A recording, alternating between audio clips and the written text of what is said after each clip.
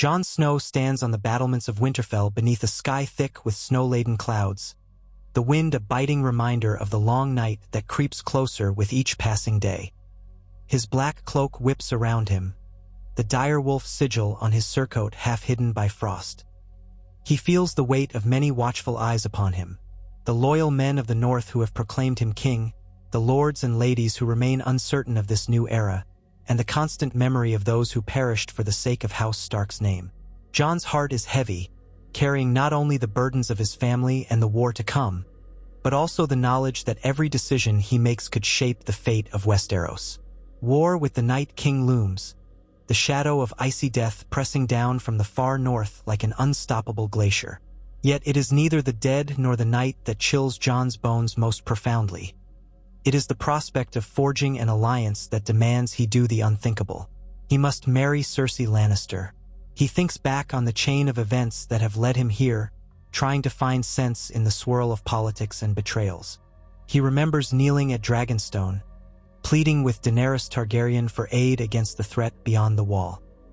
He remembers traveling to King's Landing with proof of the undead, Cersei's face pale and resolute beneath her crown, Jaime standing to her side in silent conflict, and the uneasy tension that roiled the dragon pit as a white hissed and snapped its jaws in demonstration.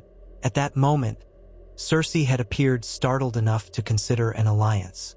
But the cooperation soon died, and hostilities threatened to flare again. The crown's support was necessary, Jon had realized, but it was also ephemeral, trapped in a labyrinth of Lannister pride and cunning. When the Ravens arrived bearing word that the Night King had brought down a large stretch of the wall at Eastwatch, the realm had shuddered in terror. Cersei's position was suddenly less secure, and Jon's was no stronger. They both recognized the dire need for a united Westeros, yet 1,000 years of history and conflict hung between them. It was Tyrion Lannister, ironically, who had first mentioned the unspoken possibility. Jon had protested, of course, but Tyrion had insisted he hear it. "Her armies are not endless, but they're formidable," Tyrion had said late one night in a dimly lit solar at Winterfell. "Queen Cersei's hold on the throne is tenuous. She needs legitimacy, you need troops, and the North needs security from the Iron Throne if we're to truly unite. Imagine an alliance that would quell the infighting between South and North. Imagine if House Lannister and House Stark could stand side by side." Jon had stared at him in silent disbelief. "I do not speak of love or happiness," Tyrion had added, draining his cup of wine. "I speak of necessity." Though revolted by the notion, Jon had, in a moment of sleepless clarity, realized how appealing such a union might look to the rest of Westeros. The king in the north and the queen on the Iron Throne, forging a marriage alliance that would symbolize the end of old hatreds and unify the kingdom in the face of the true enemy, the army of the dead. The lords of the north, distrustful of Lannister promises, would see the binding vow sealed by a wedding.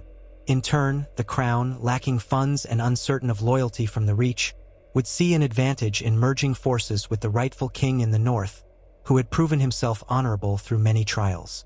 A handful of his most trusted allies, Davos, Sansa, and even Arya, raged against it.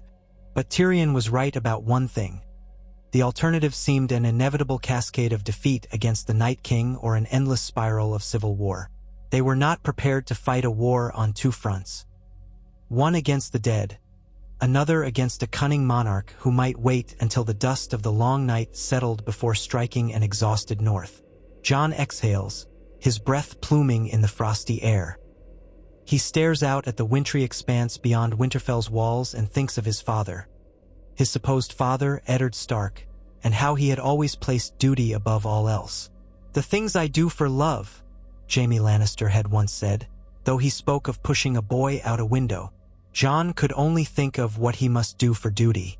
And so, with heavy heart and a sharper mind than many credited him for, he had sent word south.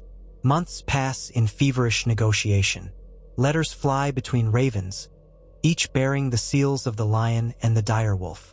Small councils convene behind locked doors in both King's Landing and Winterfell, poring over the precise wording of treaties, marriage pacts, and resource allocations. Many in the North protest vehemently, crying that the Lannisters betrayed them in the past, that the crown had executed Ned Stark, that no alliance could undo the northern dead or the dishonor inflicted upon their house. Lords like Royce and Glover balk at the idea, muttering that Jon has lost his senses, reminding him of Robb Stark's broken oath to Walder Frey and how that played out. But the tide of the White Walkers sweeps closer, rumors of entire villages wiped out, wildlings fleeing in terror, and the living left struggling with new nightmares. The threat becomes all-consuming, and more of Jon's bannermen realize that unity might be their only shield against certain doom. Cersei Lannister, for her part, faces battles of her own.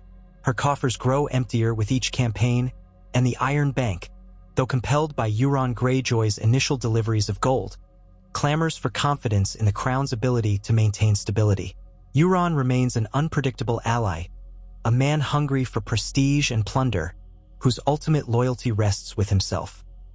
After the spectacular demonstration of the White, and with stories swirling of the dragon Viserion turned undead, the people of King's Landing look to the Red Keep for guidance. They fear an enemy they cannot fathom. Whispers in Flea Bottom say the dead will swarm the city come winter's darkest hour. Cersei's control of the capital weakens with each rumor. She knows she needs more soldiers, more iron. And, if Daenerys Targaryen pushes her advantage when the north is occupied, the crown could face total collapse. Every path is fraught with peril, and the union with Jon Snow suddenly becomes more than just a temporary convenience. Could be the last card left to play. One night, a royal decree is issued from the Red Keep. News spreads that Queen Cersei has agreed to the proposal. She will marry the king in the north, forging an alliance that cements the might of the Lannister name with Stark honor. The realm is stunned. From the far-flung corners of Dorne to the rugged Vale, noble houses send their envoys scurrying to confirm the rumor. Common folk gossip ceaselessly about this strange match, some proclaiming it an omen that the war truly has ended, others muttering that the union is cursed. In Winterfell, even as the heavy snows swirl, the courtyard hums with activity. Sansa stands at her post near the old weirwood, lips pressed tight as she reads and rereads the messages confirming the marriage date. Arya disappears into the castle's hidden corridors, returning at odd hours to watch Jon with an unreadable expression. Bran, in his quiet seat by the fire, reveals nothing of what he sees in his visions. And Jon, though a sense of relief washes over him that at least part of his mission is secured, is tormented by the vow he must make. He wonders if it might be his last sacrifice, another piece of himself given up for the living. Preparations for the wedding call for a location that can be recognized as neutral ground. The Great September of Baelor, once the site of grand ceremonies, was destroyed in wildfire. The dragon pit sits in partial ruin. Holding the ceremony in the north might offend southern lords. Hosting it in King's Landing might alienate the northern bannermen. Tyrion, skilled in the nuances of diplomacy, suggests Harrenhal, the cursed fortress in the Riverlands. Though it is said to be a place of ill omen, it is also large, centrally located, and historically significant. The irony that Harren the Black's once great fortress, melted by dragonfire centuries ago, should host a union meant to save the realm from an undead onslaught does not escape those who remember their history well. Yet no one can present a better alternative. Thus, Harrenhal is chosen. As word spreads, Harrenhal becomes a hive of industry.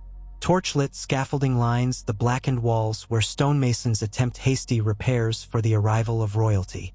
Soldiers from House Stark, House Lannister, and loyal bannermen from other houses gather to patrol the site. Grand pavilions are erected in the courtyards for feasting, and tapestries from both the lion and the direwolf hang side by side, the bright gold thread and the stark gray weaving an uneasy partnership.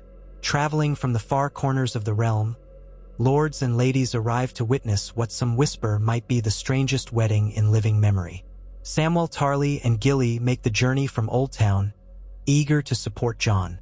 Brienne of Tarth accompanies Sansa, never leaving the Lady of Winterfell's side. The glint of Valyrian steel at her hip is a reminder of the wars still to come. Davos Seaworth, torn between paternal affection for Jon and reluctance to trust Cersei, ensures that every logistical concern is addressed. Supply lines, safe lodging for the Stark men, and escape routes should the worst occur. Cersei arrives with a royal retinue. She travels in a gilded wheelhouse flanked by the Queen's Guard in resplendent Lannister crimson. The gold of her hair is veiled beneath a simpler crown than she once wore, cunningly crafted so it does not overshadow the ceremony's significance. She holds her head high, though the circles beneath her eyes hint at restless nights of worry. Some in her party remark on her quiet demeanor. The rage that once fueled her every step seems muted by the knowledge that her grip on power is tenuous. Her brother Jaime is conspicuously absent, having left her side months before in disgust over her broken promises regarding the North. Only a handful of old and new allies accompany her, among them Qyburn, whose inscrutable gaze sets many in the courtyard on edge, and a cadre of loyal Lannister bannermen. When Jon Snow rides in with the northern procession, he is met with a hush. He dismounts, his black cloak swirling around him, Ghost padding silently at his side. His gray eyes scan the courtyard, noting the many watchers. The northern soldiers behind him are tense, hands near their swords, scanning for the slightest betrayal. Jon steels himself. There can be no turning back now. He glances up at the towering walls, the melted spires grotesque in the torchlight, and wonders if this cursed place will prove an omen for his future. But he remembers his father's words. He who passes the sentence should swing the sword, and knows that as king in the north, he has passed the sentence on himself. He must endure this marriage for the sake of the living. The day of the wedding dawns cold and gray, the riverlands blanketed in a chill that does little to calm uneasy hearts. In the makeshift sept arranged within one of Harrenhal's vast halls, a silent hush falls among the gathered nobles. Rows of knights, lords, ladies, and retainers line the chamber, eyes flicking from the Lannister banners to the Stark banners. Torches sputter in the dim air, their smoke curling up the ancient stone walls. A septon, brought from the Crownlands, stands robed in pale vestments, waiting at the altar. Cersei emerges from behind a thick tapestry, escorted by a pair of Queen's Guard. She wears a deep crimson gown, embroidered with gold filigree, a lion's head embroidered over her heart. There is no warmth in her emerald eyes, only fierce determination. Jon stands at the far end, clad in simple northern attire of black and gray, the direwolf of House Stark white on his chest. He looks at her and sees the woman who once was queen to Robert Baratheon, then regent, then queen in her own right, a woman who has endured much and wrought even more horror, but now appears as a figure of necessity rather than passion. Their vows proceed in a strained silence. The Septon's voice echoes in the cavernous hall, calling upon the Seven to bless this union. Jon recalls the gods of the north, the old gods whose faces are carved in the weirwood. Though whether it is suspicion, disdain, or grudging acceptance, none can tell. Jaime's absence lies like a shadow over the Lannister side, while Sansa's ice-blue stare seldom leaves Cersei for long. Ghost rests near Jon's feet, ignoring the scraps thrown his way, as if the direwolf senses the tension in the air. Lords from the Westerlands and the North exchange polite conversation, but caution permeates every word. The specter of the undead invasion lingers at the edge of every thought, overshadowing trivial matters of gossip. That night, Jon enters the chambers prepared for them within one of Harrenhal's half-collapsed towers. The space is large and cold, the stone walls covered in tapestries of black and red, reminders of ancient Targaryen dominion. An enormous bed stands in the center, covered in furs and embroidered silks. A single brazier fails to dispel the chill. Moments later, Cersei appears, escorted by a handmaiden, who quickly retreats. They stand facing each other, newlywed, yet more distant than strangers. The memory of the dead in the north weighs on Jon. The memory of her children's deaths weighs on Cersei. Their hearts are cold. Jon offers a soft courtesy, a gesture of uncertain respect, and Cersei regards him with an inscrutable look. Perhaps in another world, they might share some moment of fragile peace. But here, they are bound by a vow that neither truly desires. When news of the completed marriage spreads, the realm reacts with a mixture of shock, grudging acceptance, and quiet hope. The North braces itself for the next step, the movement of troops southward, or, more urgently, the dispatch of southern forces northward.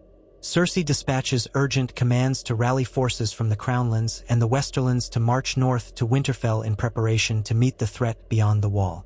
Though many suspect she might betray the North at the earliest convenience, a surprising number of Lannister banners do indeed march. The reasons are manifold. The threat of the undead is no longer whispered rumor, and soldiers carry monstrous tales. Moreover, Cersei knows the Iron Bank's patience is not infinite, and demonstrating a united front might open further lines of credit. The political advantage of fulfilling her vow is too potent to ignore, at least for now. Meanwhile, Jon prepares his own forces, coordinating with Sansa and Arya, ensuring that Winterfell is as fortified as can be. Many lords remain wary. House Glover refuses to fully trust a Lannister again, yet they send men for the sake of the living. Tormund Giantsbane and the wildlings stand ready, unsettled by the southern presence yet aware that every blade is needed. Together, in a series of meetings held in Harrenhal's vast halls, King and Queen plan their strategy. They sit at a long table with maps of the north unrolled before them, markers placed to indicate the positions of northern forces, unsullied pockets of farmland that must be protected, and the advancing line of the army of the dead. Tyrion stands beside Jon, occasionally offering a diplomatic note. Qyburn stands beside Cersei, whispering something that always makes Jon bristle. Davos, Sansa, and Brienne watch each word spoken, each glance exchanged, for signs of duplicity. To everyone's surprise, Cersei, though distant, speaks with something resembling genuine concern for the realm's survival. Whether it is a performance or real, no one can be sure, but for now they move forward with the plan. The goal is to force a decisive confrontation in the north. The living must stand or fall together. The march north is a staggering sight. Columns of Lannister infantry and cavalry winding up the King's Road, banners snapping in the cold wind. Farther ahead, smaller groups of northern outriders and scouts lead the way, ensuring supply lines remain safe. The bitter winter has finally arrived in earnest, snow drifting down in great flurries and lying thick upon the roads. The further they advance, the more skeletons of deserted villages and abandoned holdfasts they pass. The living have fled south or vanished into the silent white wastes. At each camp, Jon and Cersei retire to separate tents, still awkward in their newfound arrangement, each surrounded by loyal advisors who watch for any sign of betrayal. Some of the northern lords question Jon's decision. Half the camp glares at the Lannister soldiers as they warm themselves around shared fires. The Lannisters, in turn, mutter that marching into this frozen wasteland is madness. But grudgingly, they begin to talk. A northern man from Deepwood Mott shares a skin of ale with a Lannister soldier from Golden Tooth. They compare tales of hunts in the Wolfswood and hunts in the forests of the Westerlands. Both men marvel at how much they have in common, how each of them simply wants to return home, alive, after a duty that none can escape. Some nights, the tension lessens, and a faint sense of camaraderie blossoms over shared hardships. The days grow darker, colder, until the sun is a pale ghost that provides little warmth. By the time the united host reaches the outskirts of Winterfell, they find that the castle has prepared as best it can. Trenches have been dug, barricades erected, and watchers placed on every wall. Sansa has worked tirelessly, ensuring that food stores are rationed and that new arrivals are placed in the outlying camps or quartered in the fortress's expanded wards. Arya moves like a wraith through the camp, gleaning intelligence from both northern and southern voices. When Jon and Cersei arrive at Winterfell's gates, they are greeted by an uneasy salute from the guards. It is not a warm homecoming for Jon, nor a triumphant arrival for Cersei. The two dismount side by side. Once again, the watchers on the ramparts find it difficult to reconcile what they see. A Stark who once swore no southern kings would command him, and a Lannister queen known for her cruelty, now presumably united in marriage. Within the Great Hall, a council convenes to finalize strategies for the coming battle.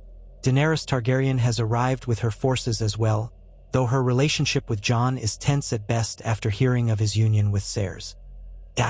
She questions his loyalty, though Tyrion carefully assures his queen that this was a political necessity. Daenerys' presence adds another layer of complexity. She holds 2 dragons, living infernos that may tip the balance against the Night King. But her trust in Cersei is non-existent, and she spares not a single courteous smile for the Lannister queen. On the other side, Cersei remains poised, responding with cold politeness.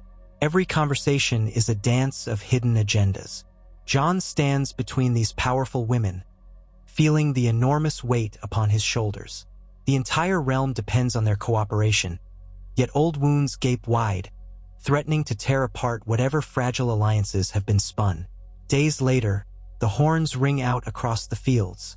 The Night King's army has been sighted. White walkers on dead horses, whites in staggering legions, the hiss of ice in the wind. The air itself seems to freeze with dread. The coalition scrambles into position. Atop Winterfell's walls, archers notch arrows treated with dragonglass tips. In the courtyard, ground troops huddle behind barricades lined with stakes. Cersei stands beside Jon on a battlement, her face pale. She is no stranger to warfare, but the monstrous silhouette of the army of the dead is unlike any foe she has witnessed. Daenerys circles overhead on Drogon, with Rhaegal not far behind, the dragons roaring a challenge to the sky. The sight momentarily stirs something akin to awe in the Lannister queen, though she maintains her composure. At the first clash, the living surge out to meet the dead in a roar of steel and screaming horses. Jon, astride a northern destrier, leads a charge on one flank, Longclaw gleaming. Cersei watches from the battlements, having chosen to direct the archers and keep a strategic overview. She knows little of open battle beyond tactics gleaned from watching her father and her husband, but she trusts her generals and, ironically, for once, trusts Jon's sense of self-sacrifice. Lannister soldiers in burnished armor hold the center line, bracing for the whites that hurl themselves forward in a mindless, relentless wave. Dragonglass weapons find their mark. Whites burst into shards of ice as steel meets necromancy. Shouts of terror and pain mix with the unholy screech of the undead. Ghost leaps among the fray, tearing at frozen flesh. The ground churns with blood and slush. Daenerys dives from above, Drogon's flames scorching entire ranks of the dead. But the army of the dead seems endless. Soon, great sections of the living forces are pushed back against Winterfell's walls. The plan to funnel the dead into killing zones falters beneath the unending press of bodies. When the White Walkers themselves stride forth, fear ripples through the lines. Jon battles with the ferocity of a man possessed, but he sees dozens of his men fall. He spots Tormund and Brienne fighting valiantly, their dragonglass-laced steel biting into the ranks of the undead. Cersei's troops hold formation better than expected, the Lannister discipline evident even under supernatural horror. She looks down from the ramparts, her jaw clenched, giving rapid orders to volley after volley of flaming arrows. Qyburn stands at her side, face blank as if analyzing the entire battle with a dispassionate curiosity. Tyrion, from another vantage, co-coordinates the infantry, bellowing commands through the din. Dark clouds gather overhead as if summoned by the Night King's will. Snow flurries turn into a howling gale, and visibility plummets.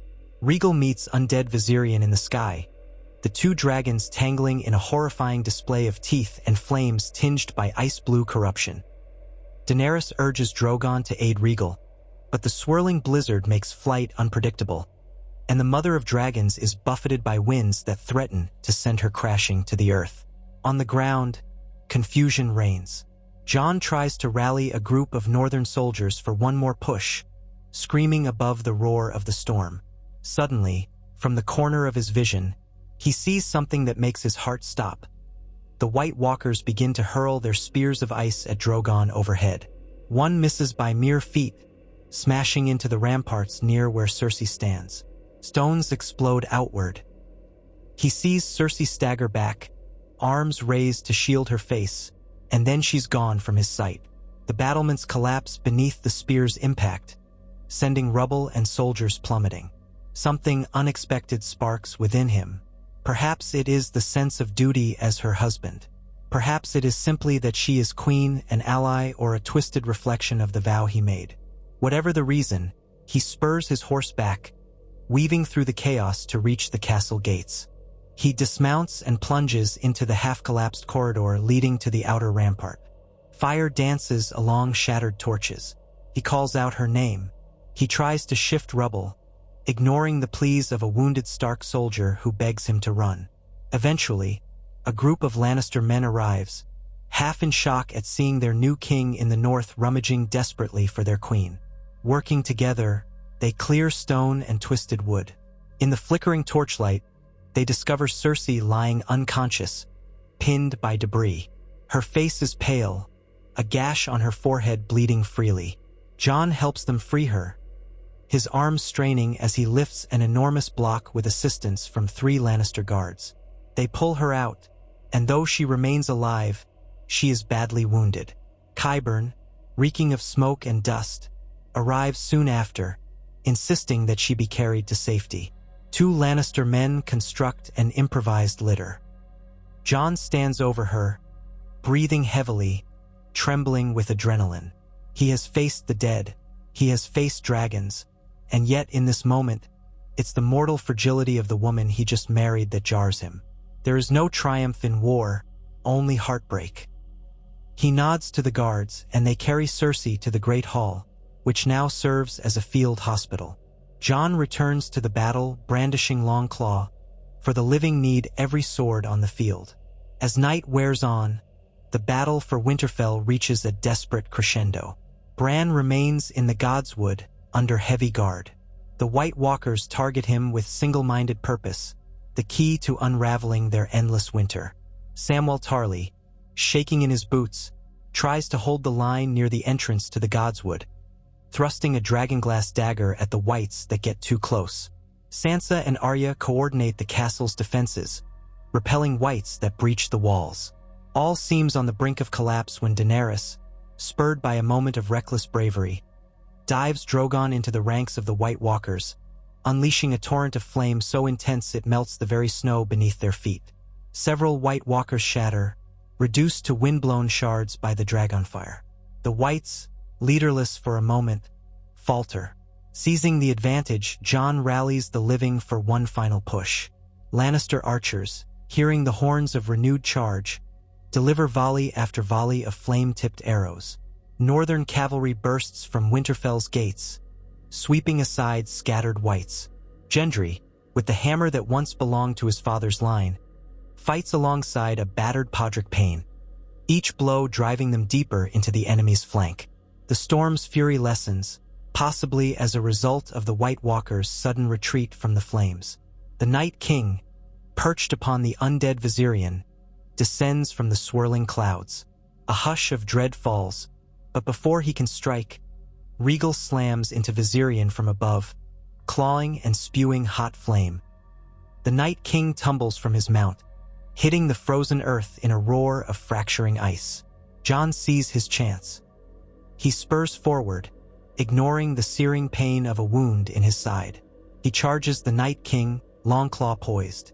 The Night King, rising from the snow, regards Jon with his inscrutable pale gaze.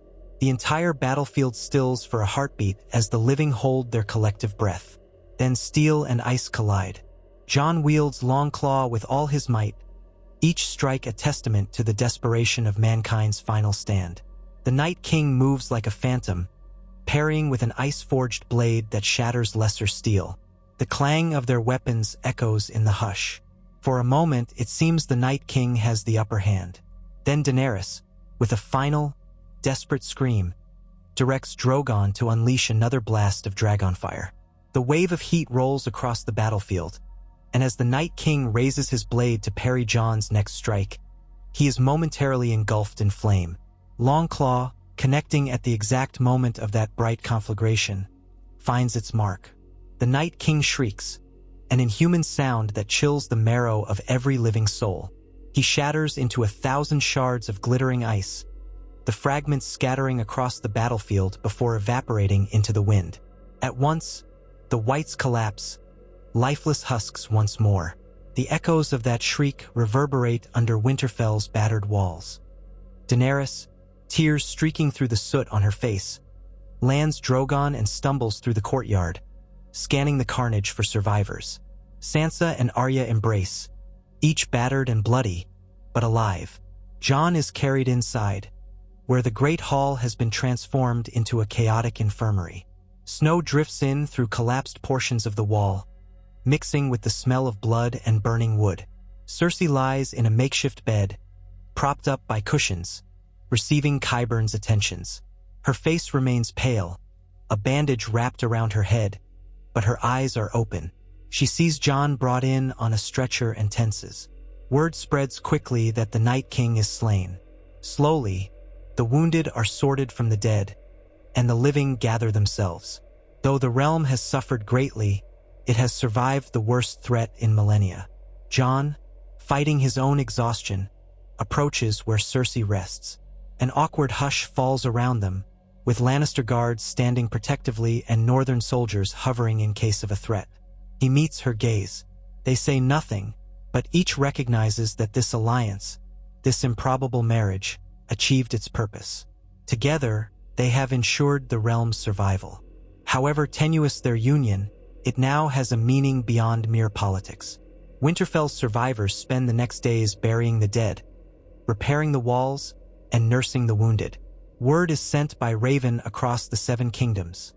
The Night King is gone. Celebrations erupt in some corners, while in others, families still grieve their losses, and some wonder what new conflicts will emerge in the absence of the undead threat. Daenerys lingers, quietly acknowledging that her quest for the Iron Throne is complicated by this new alliance. She is uncertain how to proceed. She does not trust Cersei, but she and Jon share a new understanding of necessity that might shape the future. For her part, Cersei remains in Winterfell's halls, recovering from her injuries. She speaks little, mainly giving instructions through Qyburn or requesting updates on her forces. A faint tension exists between her and Sansa, who shows the Lannister queen only the coldest courtesy. Jon and Cersei's marriage becomes a focal point for a realm desperate for stability.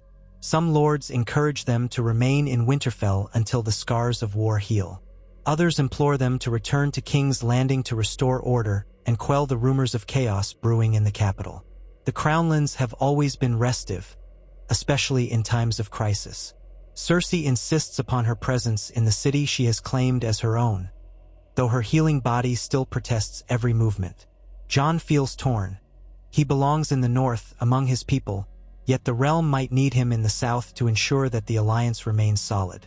For the moment, with winter's grip still strong, travel is difficult at best, so the uneasy royal couple remains in the battered fortress, presiding over rebuilding efforts. Tyrion seizes the moment to suggest that the alliance move beyond mere survival and show the realm a united front by hosting a council of lords at Winterfell. Let the lords see how House Stark and House Lannister can sit at one table to shape the future. Cersei, though suspicious, agrees. Jon, though weary, consents, hoping to ensure that the North won't be shortchanged in the realm's new order. Thus, envoys from the Vale, the Westerlands, the Reach, Dorne, and elsewhere gather to determine how to move forward now that the long night has been averted. At this council, tensions flare. The Dornish hold old grudges against the Lannisters for the deaths of Oberyn Martell and Elia Martell. The Reach is fractured, with the Tyrell line extinguished and new claimants jockeying for power. The Riverlands still bear the scars of the War of the Five Kings, with many once loyal bannermen harboring resentment toward the Iron Throne. At the head of the table sits Jon, crowned king in the north, and Cersei, queen of the Seven Kingdoms. Ghost lurks at Jon's side, a silent testament to the North's fierce independence, while behind Cersei stands a queen's guard in glimmering gold. Daenerys sits apart, a queen in her own right, flanked by Missandei and Grey Worm. Tensions between her and Cersei remain high, but for the council's sake, they keep the peace. Over long hours, deals are brokered, lands reassigned, and a measure of justice promised for those wronged in the prior wars. A lull descends when Tyrion brings up the subject of a new governance approach. He speaks of how the war against the dead proved that all corners of the realm must unite or perish. He suggests there might be a way to grant more autonomy to each region while retaining a central monarchy that can defend the realm from existential threats. Some scoff, some listen. Daenerys's expression remains carefully neutral, though one can sense that her dream of absolute rule is shifting. She may be open to compromise, if only to avoid more bloodshed. Cersei sits with her hands folded, outwardly calm, but behind her eyes there flickers a calculating glimmer. She remembers her father's lessons. The lion does not concern itself with the opinions of the sheep, but here she sees an opportunity. If the monarchy is recast in a more consensual light, her own precarious hold on the throne might gain renewed legitimacy. And if she stands side by side with the king in the north, who is beloved by many, it might quell lingering rebellions. She speaks with measured words, endorsing a new approach, surprising more than a few lords who expected her to cling to absolute authority. Jon, for his part, is more than willing to reduce the monarchy's central control if it means the North will be free from future southern meddling. The council ends on an uneasy but hopeful note, with the seeds of a reformed political structure planted. In the weeks that follow, the cold, bitter winter slowly begins to recede in small measures. The snows lessen, and some roads become passable again. Cersei recovers enough to walk the courtyard with Qyburn's assistance.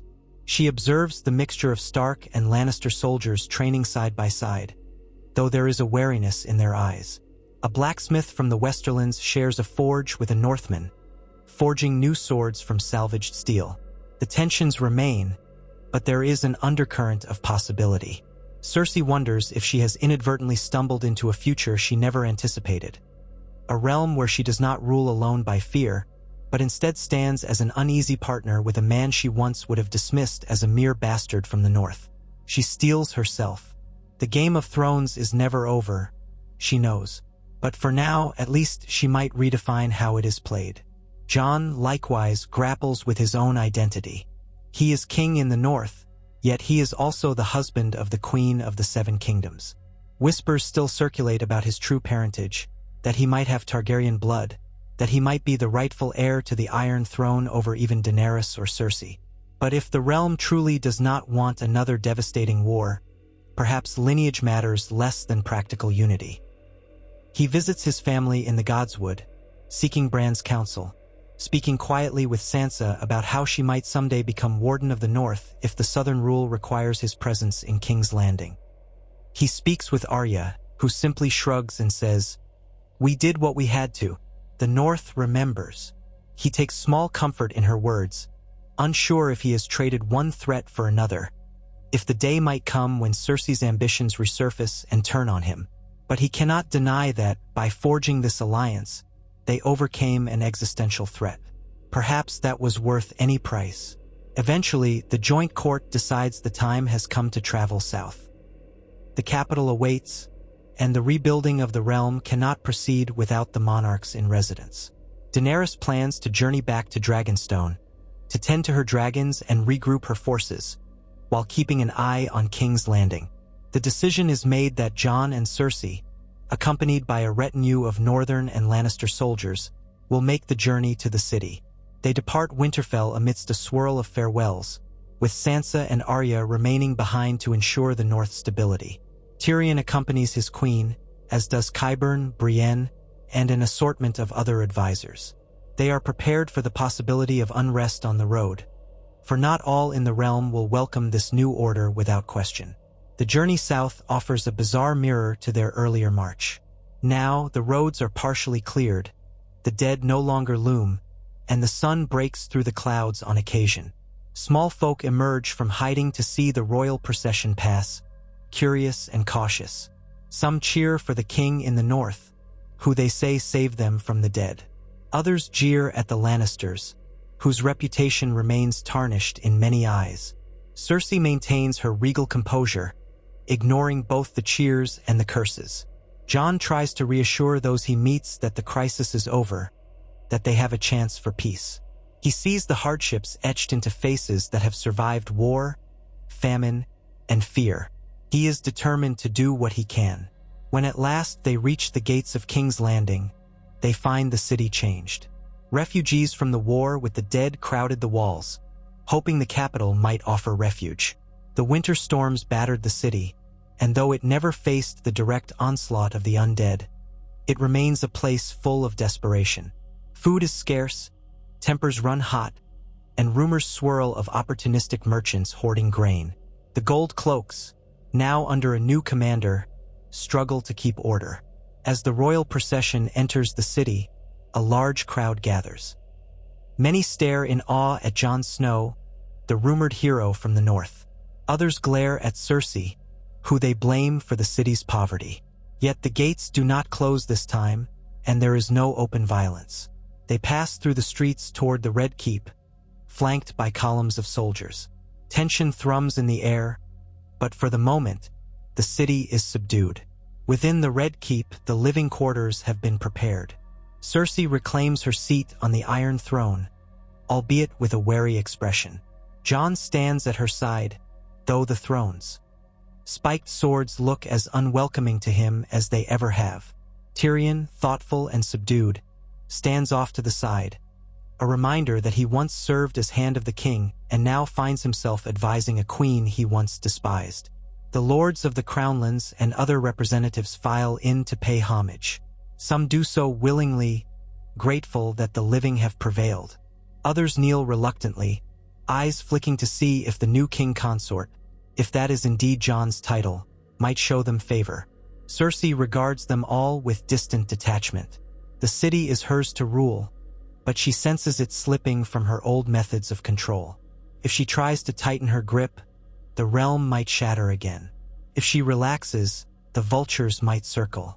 And so she stands, regal yet uncertain, awaiting the shape of this new world. In the weeks that follow, a delicate dance of governance ensues. Cersei calls upon the lords to pledge troops for the defense of the realm, to hunt down any stray pockets of undead that may linger in the frozen lands. Jon urges new farmland initiatives, encouraging the crown to send relief to the north, which has borne the brunt of winter's fury and the undead invasion. Tyrion works tirelessly to balance the crown's finances, negotiating new terms with the Iron Bank, which is now convinced that a stable monarchy stands in Braavos's best interests. The undercurrents of tension between Jon and Cersei remain. Their conversations are often clipped, polite in public but distant behind closed doors. She sometimes asks of his experiences with the Night's Watch and the Free Folk, curiosities that reveal her fascination with the unknown extremes of the world. He sometimes inquires about her children, though she responds with stony silence, the wounds too fresh and the topic too raw. It is an uneasy partnership, born of necessity rather than love. Daenerys eventually arrives in the capital as well, choosing to observe how the new alliance functions. She occupies a wing of the Red Keep, her dragon stationed beyond the city walls to avoid panic. The presence of three monarchs, Cersei as the recognized queen, Daenerys with her own claim, and Jon as king in the north and consort to Cersei, creates a complex triangle of power. Yet they all share a common understanding. The realm stands on the brink of a new era, and no one desires another bloody civil war so soon after the near apocalypse. Daenerys, to many people's surprise, begins to show a cautious willingness to negotiate, emphasizing the break-the-wheel ideology she once championed.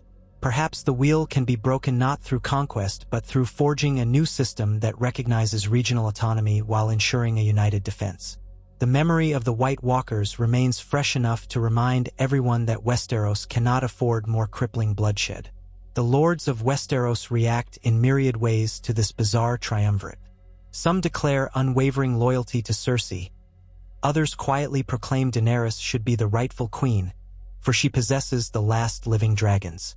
Northern lords remain loyal to Jon, but remain uncertain about his southern entanglements.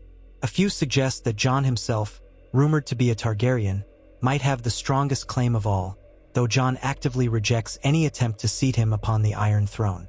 Letters arrive from Sansa, detailing how the North rebuilds and how Tormund and the Free Folk have ventured beyond the wall to ensure no pockets of undead remain.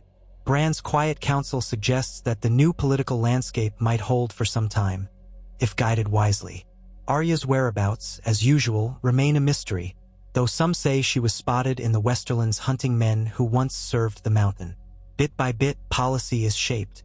The crown forms new alliances by offering incentives for lords who contribute grain and manpower to rebuild the north. Taxes are restructured to replenish the treasury without crushing the small folk.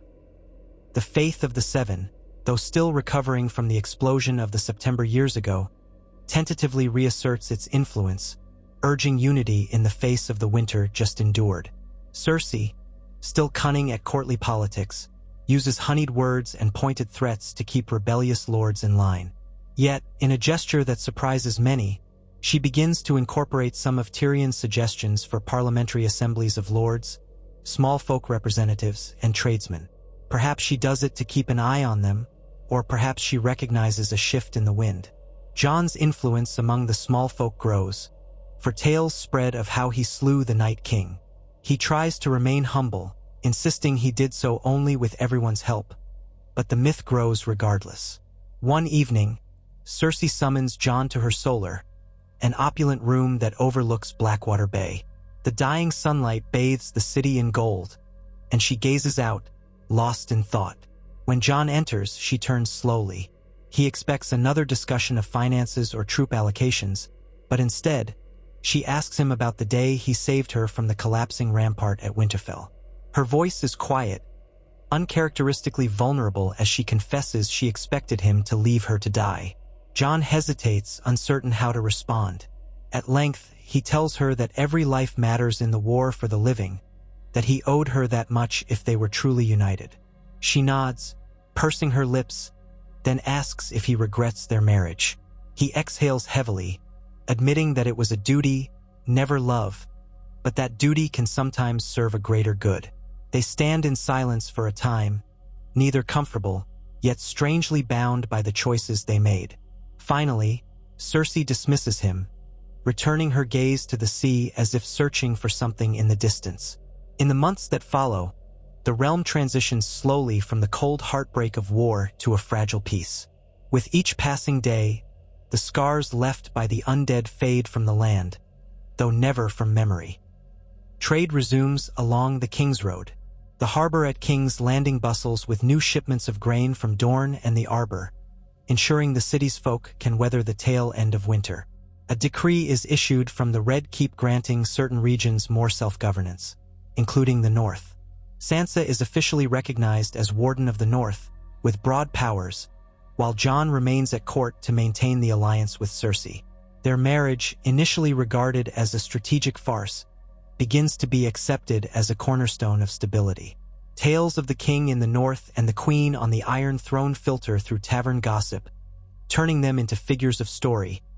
Two once-sworn enemies joined to save the world. No one knows the complexities beneath that surface, but stories seldom care about complexities. In private, Jon continues to wrestle with doubts. He consults often with Davos, who remains his trusted advisor and friend. Davos suggests that sometimes, the unlikeliest alliances hold the greatest potential for lasting peace. Look at Stannis and the Wildlings, Davos says, referencing how Stannis once marched north to save the Night's Watch. It didn't work out for him in the end, but it showed that even the hardest hearts can find common cause. Jon nods, remembering the distrust between Wildlings and Northerners that eventually gave way to mutual respect. He wonders if, in time, that could happen between the North and the Crown, if the Lannisters might eventually be seen as allies rather than enemies. His heart remains heavy, for the losses he has endured do not vanish simply because peace is at hand, but a flicker of hope guides him onward. Cersei, in her own private hours, contemplates the shape of power. King's Landing is hers to rule, but she shares it with a husband who commands more loyalty than she once anticipated. Yet he does not covet the throne. She ponders whether she can mold him into a tool for her own ambitions or if she should even try. The specter of the prophecy, of her children lost, of the younger, more beautiful queen, still haunts her, though in truth Daenerys, not Marjorie, became that looming figure. And the prophecy never mentioned the king in the north. Could it be that she has stepped beyond the bounds of fate into uncharted territory? She cannot forget the savage cunning that kept her alive, cannot unlearn the lesson that love is weakness. Yet, She has begun to sense that in a realm so profoundly altered by the undead war, perhaps cunning alone is not enough. That night, she dreams of walking through the Red Keep's corridors, hearing the whispers of her dead children. But when she opens the doors to the throne room, she finds not the Iron Throne but the Heart Tree of the North. She wakes in a cold sweat, uncertain if it is an omen or merely a manifestation of her guilt and uncertainty. As the next year passes, the realm stabilizes under the uneasy trifecta of Cersei, Jon, and Daenerys. They hold councils, pass reforms, and quell small rebellions.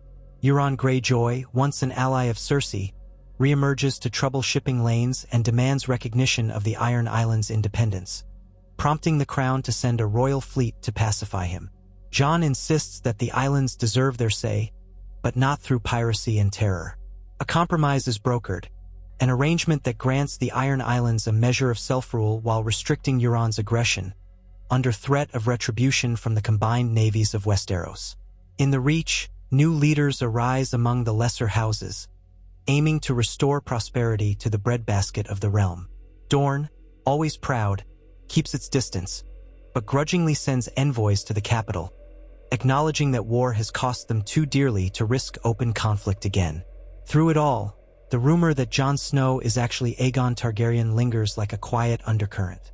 Some lords openly call for him to take the Iron Throne, to restore the Targaryen dynasty properly. Jon fiercely denies any such ambition. Cersei eyes him suspiciously at times, but he reaffirms that he wants no part of the throne. And in truth, despite the bond they have forged, she quietly suspects if the realm rallied behind him, he could cast her aside. She cannot entirely trust him, even if he has saved her life. Daenerys also weighs the matter. If her nephew truly is the rightful heir, her claim is undermined. Yet she sees no desire in his heart for the throne, and their uneasy friendship, tempered by shared battles, manages to survive. In the second winter after the defeat of the dead, a new harvest from the south brings relief to starving regions. The king and queen, having endured months of negotiations and political maneuvering, decide to tour the Reach to see the state of the farmland and to reassure the small folk. They travel together in a royal progress that draws crowds in each village they pass. Jon speaks kindly to the farmers, praising their resilience, while Cersei remains regal and aloof, though she occasionally surprises onlookers by asking thoughtful questions about their needs. The scars left by the wars are evident. Fields burned in earlier campaigns, holdfasts abandoned, yet the living press on, forging new hope. At each stop, the local lords greet them with feasts, hoping to curry favor. Cersei plays the role of queen expertly, while Jon endures the pomp out of duty. Soldiers from the north and the Westerlands mingle uneasily in the camps. Tensions remain but have cooled from open hostility to cautious acceptance. Amid these travels, Jon and Cersei find rare moments to speak alone. Once, in a small orchard behind a minor lord's estate, they pause to rest. She notes that he seems more at ease among the small folk than at court, and Jon shrugs, admitting he was never meant for the games of power. She contemplates this, remarking that power is the only game she was ever taught. She wonders if he pities her for it. He shakes his head, saying pity is not what he feels. She has done terrible things, things that cannot be excused. She nods, accepting that condemnation, but also points out that she did what she thought she must to protect her family. Jon counters that he knows a thing or two about sacrificing for family. Their words hang in the crisp air, an uneasy reflection of the distance that still lies between them. They share a small meal in silence before returning to the endless obligations of the royal progress. By the time they return to King's Landing, the city is notably improved. Market stalls brim with produce. The streets are cleaner, though still crowded. A sense of normalcy, long absent, begins to permeate daily life. The Red Keep receives delegations from across the narrow sea, merchants eager to reopen trade routes. The Iron Bank invests in large-scale reconstruction efforts. At court, Cersei and Jon present a shared front, though behind closed doors they often debate policy, each standing firm for their respective regions' interests.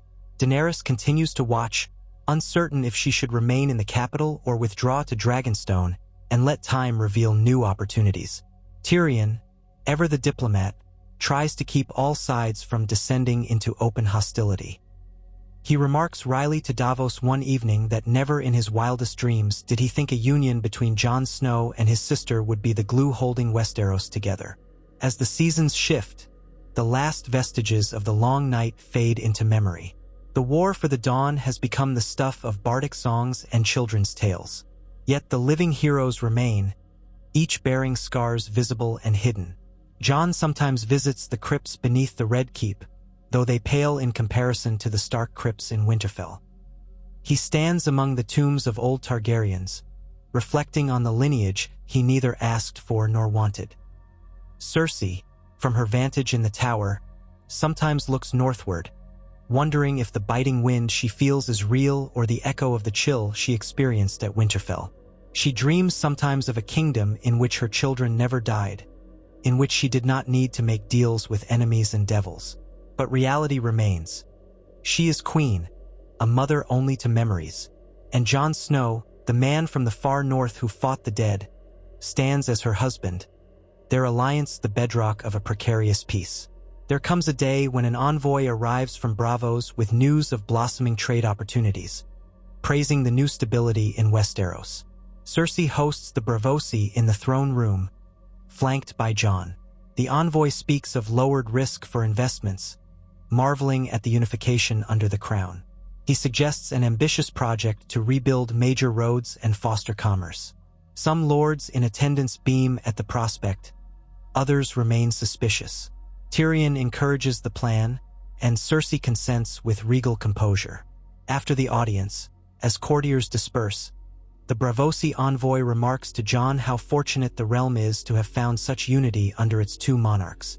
Jon thanks him politely, not entirely sure if the words ring hollow or sincere. Cersei, overhearing, allows herself the faintest curve of a smile. Whatever else can be said, the realm remains together, more stable than it was under the constant warfare of the previous years. Amid this outward harmony, the seeds of future conflict undoubtedly lie in wait. Rivals for power still abound, secrets remain, and the legacy of the White Walkers may hold unknown consequences. But for now, in this moment of fragile calm, the realm breathes. The union that once seemed an impossible sacrilege, Jon Snow and Cersei Lannister, proves to be the fulcrum upon which Westeros's fate balances. House Stark and House Lannister, Lion and Direwolf, stand together in the halls of power. The realm, battered and bruised, seeks to heal under their governance. Over time, some even whisper that the Direwolf and the Lion might find true respect, if not affection, for one another.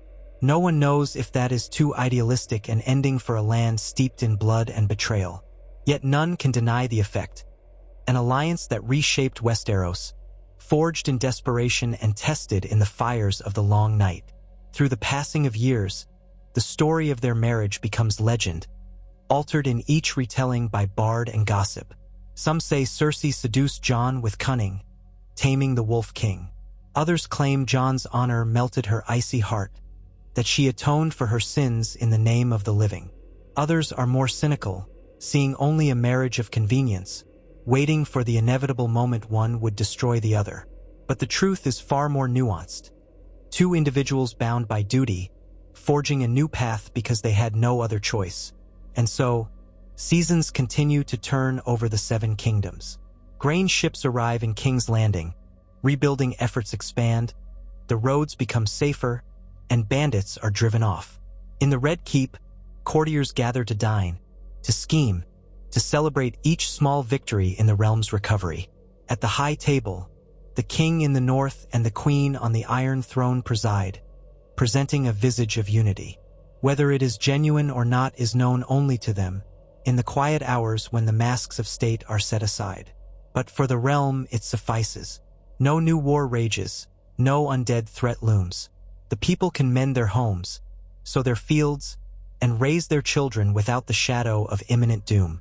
Jon Snow sometimes misses the stark beauty of the north, the crisp air of Winterfell, and the familiar ring of steel in the courtyard. Cersei sometimes misses the absolute sense of control she wielded before the dead forced her hand. They both live in a realm they helped create, a Westeros that has stepped back from the abyss of total annihilation. For all the uncertain roads yet to come, for all the regrets and grudges that simmer beneath the surface, the alliance stands.